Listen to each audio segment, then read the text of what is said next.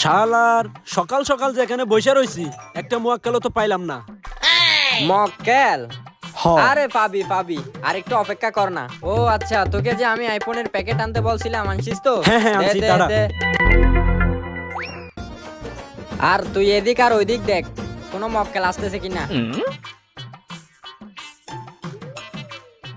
ওই যে দেখ মুয়াক্কেল একটা পাইছি বন্ধু। ওই যে হ্যাঁ হ্যাঁ, তাই তো। এখন কি করবি? আরে বন্ধু, তুই শুধু তাকিয়ে থাক, আমি কি করি দেখ।